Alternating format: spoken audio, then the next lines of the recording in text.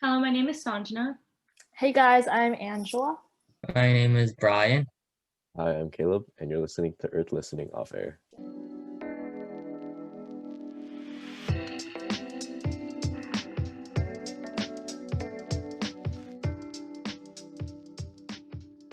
Okay, and then today we are discussing the COVID vaccine because there have been a lot of progress and advancements in the COVID vaccine. So we decided to give you guys a brief overview. I mean, obviously we're not experts, but just to give you the basic idea about the differences of the vaccines and most importantly, focus on how we as high schoolers, as young people, how we think about it. So the first vaccine I'm going to introduce is the Pfizer Bioentech COVID-19 vaccine.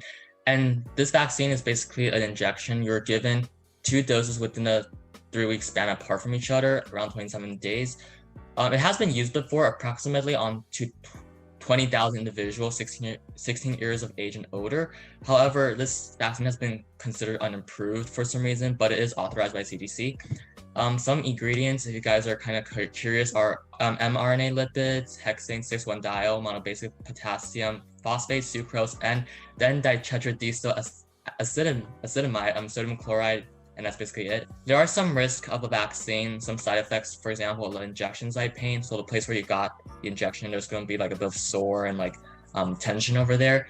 Nausea, headaches, joint pain, chills, and muscle pain. So yeah. So the other vaccine is the Moderna vaccine, and that's approved, I believe, for 18 years or older. And there's 2 shots. And besides the Pfizer vaccine, that one's given about 21 days apart. This one is 28 days. So there's not much difference. They both are an mRNA vaccine. And the only difference that I noticed very clearly is that the Moderna vaccine is effective for 94% of the time, and then the Pfizer vaccine is 95% of the time. But besides that, they're pretty much the same.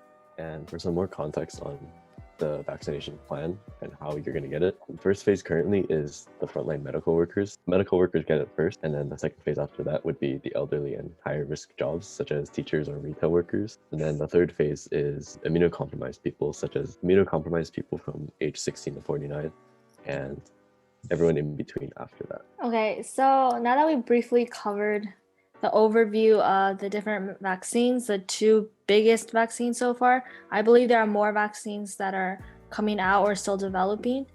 But overall, let's talk about how we feel about the vaccine. Like, are we scared about it? Are we excited? What are our overall feelings about it? Personally, I feel like even though we get it, nothing's going to change. This was an emergency approved vaccine. So even if we were to get it, it's not very confirmed. It's obviously not going to be tested for a long period of time. It's the first time the vaccine is coming out.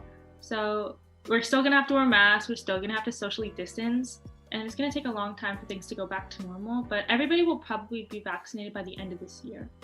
I think in my mindset, I'll just feel a little more confident to go outside, but I'll still have my mask and be wary of people. But nothing too much will change. Yeah, same here. I think having a vaccine definitely makes it safer, I guess, for us. So like Caleb said, we'll feel more confident going out. I'm just a little bit skeptical on the effectiveness of this vaccine. So if you go on their website, it says a couple tens of thousands of people have been tested, but they never really report on this rate and all, or how it's helped them and there's any consequences. So that's kind of leaves more skeptical people with a bit more questioning, I guess. But other than that, yeah, I do feel I am pretty excited to hear about it. I'm just a little bit curious. Yeah, personally for me, I'm kind of excited but kind of mellow at the same time about taking the vaccine. I'm not really particularly scared about it. I mean, like Bryan mentioned, there have been tens of thousands of people who have taken it. So I think I'm confident in the global collaboration and their scientific expertise. But personally, I feel I'm okay with taking the vaccine later on in the spring or summer, considering that we're still staying at home. I'm barely going outside. I don't go grocery shopping or anything. So it's not really that relevant to me. So yeah.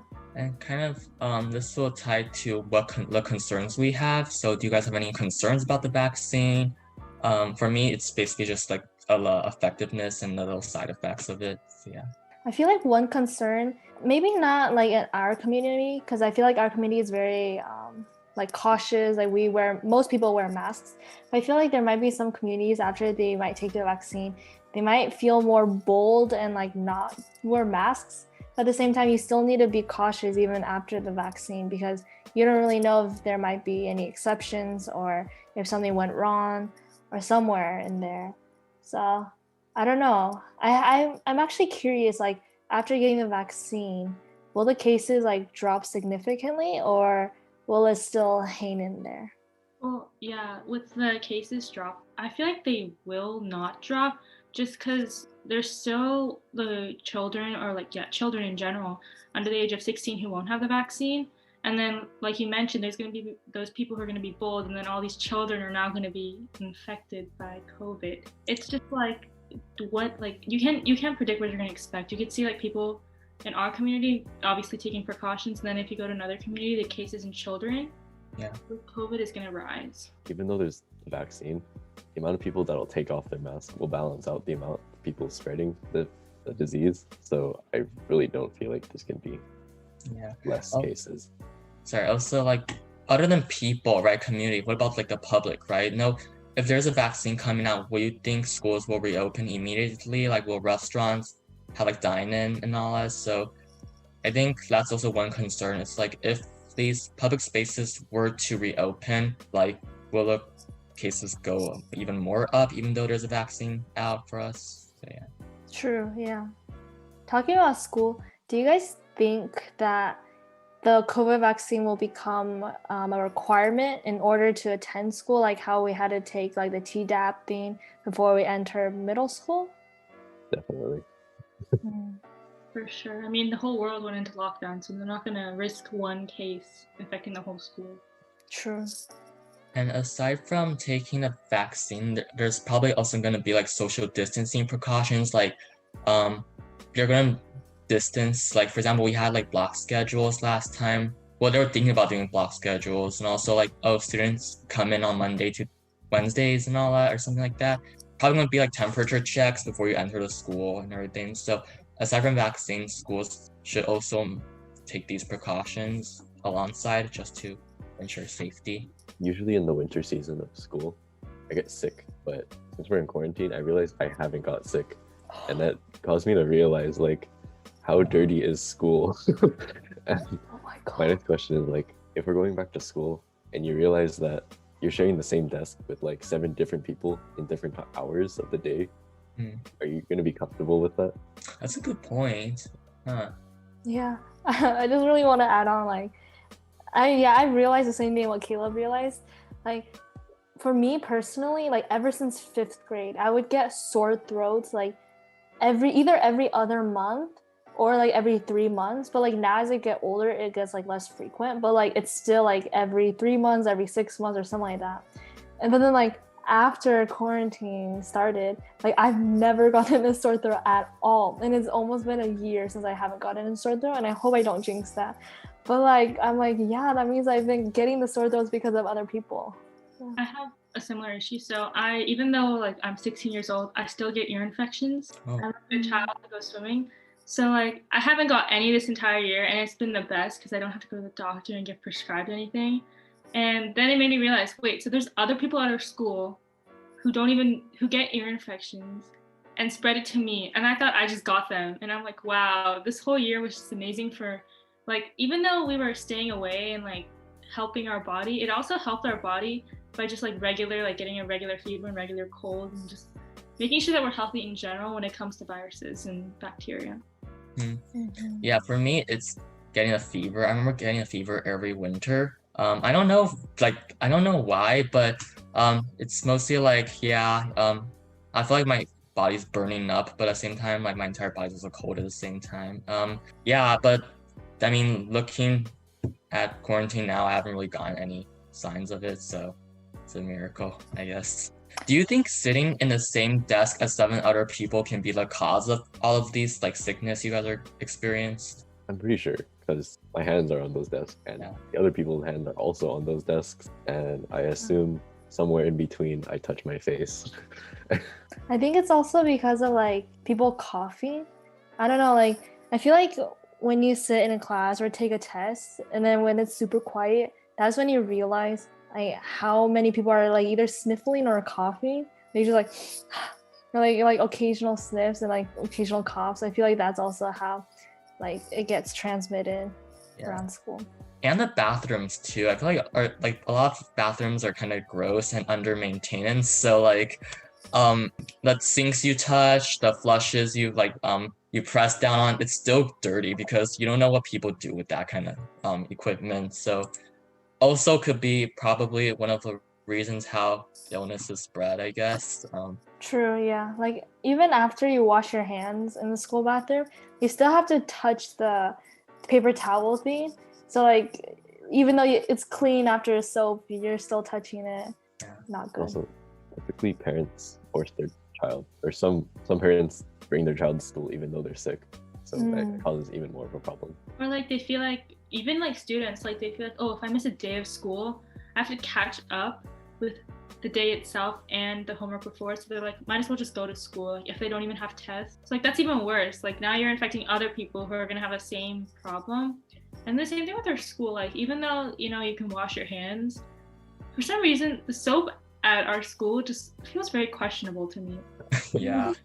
It doesn't seem like soap. I don't know why. So literally as soon as I wash my hand, I go put hand sanitizer after because I feel much better that way. It just doesn't feel right. I feel like it's watered down or like it's literally just pure diluted soap. I don't know. And empty sometimes. You squeeze it, you press it down, nothing comes out. So you're like, what's going on? It's sad how restaurants have better soap dispensers than schools. Yeah. And like soap in general. Right. But schools do have budget though, so a lot of these things like lockers, that kind of stuff are all funded by them. Oh, wait, I also remember, Sanjana, you mentioned to me like a few days ago that Biden has his like new executive order or something saying that 100 days later, schools will go back in session or something like that. So can you elaborate more on that? I just, because my mom, she called both my brother and then me downstairs. And then she was like, oh, you're going to go to school in 100 days. And I literally like screamed, what? Because I did not see that coming. And then apparently we're going back to school in 100 days because he wants to like bring everything back to normal, but with precautions. So he wants to like fund schools to put like plexiglass and all that kind of stuff. But I feel like that's not going to happen. It's a good goal. Like there's actually a plan now, but I feel very unlikely just because right now we're getting vaccine. Right now cases are rising. And if we were to go back to school in 3 months, it just seems really fast. And even though we want to go back to school, you have to put your health first because even though you're going to have students and like, oh, you're learning and like it's better, like if a bunch of children like die because of COVID, you don't have any more students, so it defeats the purpose. Okay, and what were you saying? So if it's not 3 months, then how long do you guys think we should expand it? Like we can still have like, social distancing, we can still have like temperature checks, that kind of stuff, and vaccines as well. But if 100 days seems a bit too like short, how long if you guys were, let's say Biden, how long would you extend it then? I'd say until the next school year. Yeah, I was thinking that too. It's 3 months, that's around the end of April. Yeah. We only have about 1 more month or so of school. And if we kind of look back, there was a time period during like winter break when COVID cases kind of settled a little bit, but it's January, almost February, and now it's still on the rise. So I think 3 months is completely too short. It's not really safe enough to predict. Yeah. I very much agree. Like even though like by then, like Caleb mentioned, it's gonna be April, and then some schools end in May. Like some schools in the Cypress district end in May. So what are we supposed to? How does that like work out for us? We have to stay for like another 2 months, which just seems kind of useless because in May we have AP like exams, and like what are we supposed to do then? Like it's like we're going to school just for the test and then just coming out. So I feel like adapting, just making the school completely online is easier on the teachers as well because they've been so used to online school, and especially like students, we're so used to it. Like I can't imagine going to school. I felt like I've always gone online school now. I'm so literally just getting up and then just literally like waking up a couple more minutes before school starts and like brushing my teeth and eating breakfast and then just sitting here. So again, going back to school would just be like a new like, wow, like this is so fascinating, like walking and doing all the things I used to do before. And also like going back like AP testing, because we're all high schoolers, how do you think AP testing will work? Because I have heard news that it's going to be online and all that. I got I think all of us got an email from our counselor on AP testing. It was like an online payment, so I'm pretty sure it's going to be online. But I mean, what do you guys think about it? Do you guys prefer it to be in person or online? I'm pretty sure it'll be in person because I believe on Tuesday there's gonna be an in-person PSAT. So I assume in May it'll all be in person. Like they'll just have an extended period of time of testing, maybe like 3 weeks, 4 weeks, and it's just straight testing in the gym or something. Do you think the the PSAT is even going to happen at this point? Like, even if it does happen, like, I wouldn't even want to go, even if I was a sophomore. The cases are so high. Like, California makes up half of the deaths already, more than half. So it's just a little worrisome if we were to, like, go and then sit there and then come back home and then infect your family, and then your family, when it goes see other people, infect them. It's like literally a pandemic. So. Okay. Yeah. And all for the sake of testing, I'm sorry, I know testing like SAT, APs are really crucial, now especially in the US, but like, are we really going to go back in person, like risk getting COVID all because of one California standardized test or like a standardized test, right? That's a little bit not worth it, I guess. Yeah. But then it's also worth it if it all goes back down. We have to all do it. Like, it's like this point of limbo where you're like, oh, do I do this or do I not do this? You have to pick and choose. For us, I think we have the short end of the stick because I think we're all juniors and we're going to do college applications soon. And I hope they're test blind because I did not take those yet. Oh, but I did hear that a few years from now, UCs will have their own testing. I So see. that if you want to get into, like, let's say Berkeley, you have to take their test, and if you pass, you go in. I'm not sure. There's not a lot of details on that right now, but I feel bad for the people that's like gonna come after us. It might have more prestige and everything. So talking about, yeah, I was just gonna build on what Bryan said. I feel sad for the people who are gonna have to apply to UCs. So you have to study for the SAT and the UC test. I'll be like, UCs are out of the way now. I don't want to go there anymore. That's a whole other test to spend time on. It's a very complicated system. Yeah. Also talking about like the future, what do you guys think, like for our senior year, going back senior year, how do you guys picture would be like the ideal scenario? Or a scenario of like the entire senior year. Like how will the classes be? What do you guys want it to look like? Will we have prom? Will we be comfortable with having like a normal prom, graduation, stuff like that? I'm picturing like for prom, like it would be like in the open field parking lot, and everyone will be like social distance, like 6 feet apart from each other, and we're all gonna do like some sort of like line dance and all that, just because it's like 6 feet apart and all that. I don't know. Because I thought of country for some reason. Yeah. Like some synchronized like cult thing. Yeah, but not joking though. But I think prom definitely they will try to make it happen. Yeah, a part of me thinks prom and graduation is gonna happen, but I'm just not sure how it's gonna be carried out. Will it be the same as last year, where people like enter through the parking lot, receive their graduation like diploma or something, just like leave, drive through like that? I've seen like in Texas they do like the actual like diploma thing. So they had the stage there, and then everybody parked their cars in front of the stage and then stayed in their own cars. And then when it was your child's name, they drove up to the stage, and then the child just walked out, wearing masks, shook the principal's hand, and then just walked off the stage and then went back into their car. But our school was just lazy and just put pictures online of each person. But I thought that was really cool. And like they made like boards for each student, and you put them in the grass. Oh yeah. Yeah, that sounds way better than the virtual thing like on TV, where they just put up your school picture and then your name. Especially, especially school pictures, the one that's like everybody looks at it in a school picture. But at the same time, I feel like what Bryan mentioned, like will it be social distancing? Like I'm wondering that, because that like prom will be more than a year later from now. So like will we still be will we still have social distancing a year later? So that'd be like 2 whole years of social distancing. I don't know about that. people are already not social distancing, so I do Mhm. not think people will follow 2 years worth of that. True. The way I'm imagining it is like senior year, like the beginning of senior, like August, September. It's more like probably still have masks, like making sure everyone is vaccinated and like still maintaining distance.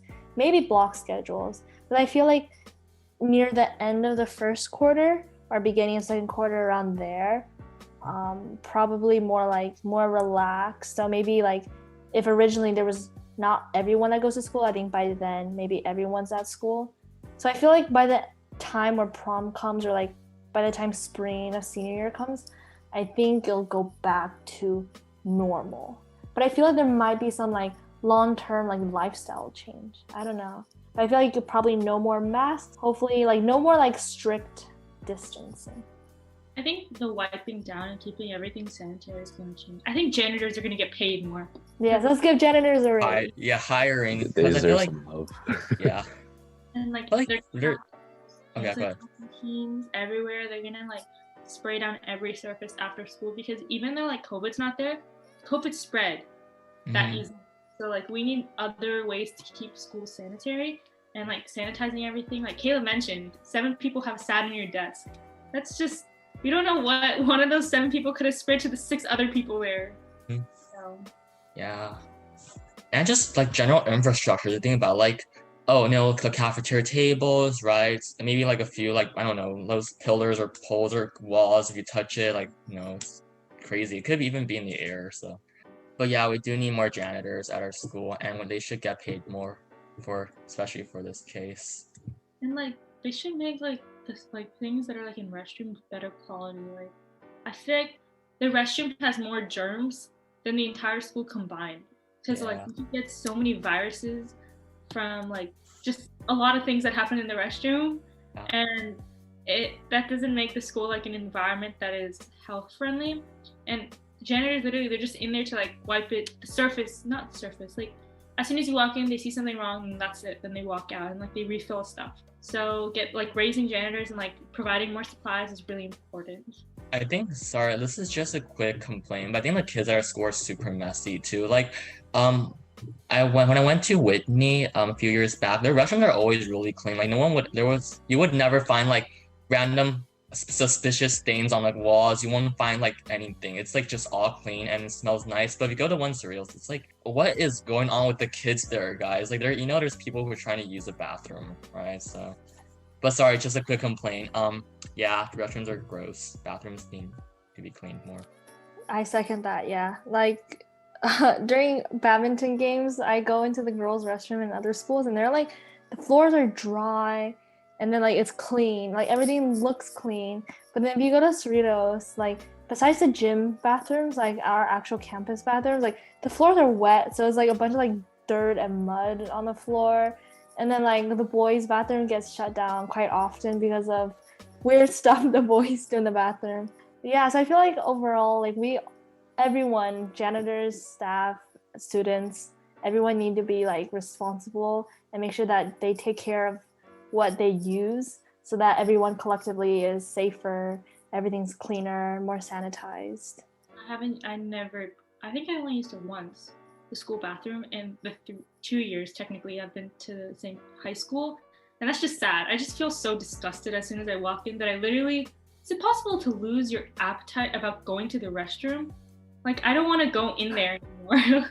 As soon as I see like people talk about it, I think the first time I actually saw the restroom inside was in the end of my 9th grade year. And that was a whole year. I just don't like going to restroom at school just because it just creeps me out. Yeah. Thinking about how many people have gone in there and how uncleanly, and when I joined like that orientation day that they do for 9th grade, they literally said there was cockroaches and like pretty much a whole nest of animals in there.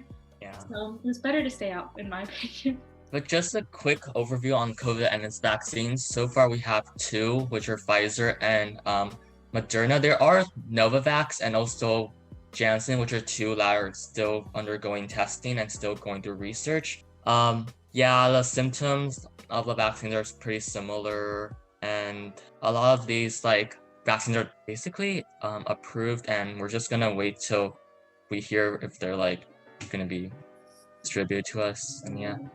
Okay, anyone want to wrap it up? No one? Yeah. Just be like, thanks so much for listening. And Yeah. Remember to stay 6 feet and wash your hands for 20 seconds and wear your mask. Because if you don't, we're gonna hunt you down. Yeah. But Yeah, anyways, yeah. Stay negative. why do we all sound so dead?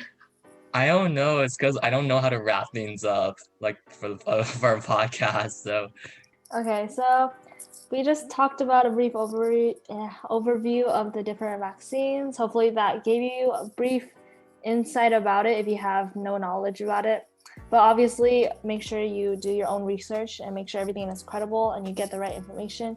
And then we also just briefly reflected about how we feel about the vaccine, our hopes for how life will look like after the vaccine comes out. And then just like what we've mentioned before, hope you guys are staying positive in quarantine, but testing negative. But yeah, we'll see you guys next time. Thanks for tuning in. Bye. Thanks for listening. Check us out on Instagram at EarthLinking Official. Check out our website on Instagram located in the link in our bio. Subscribe to our YouTube channel at EarthLinking Team. Donate to our GoFundMe located in the description box below. This is EarthListening.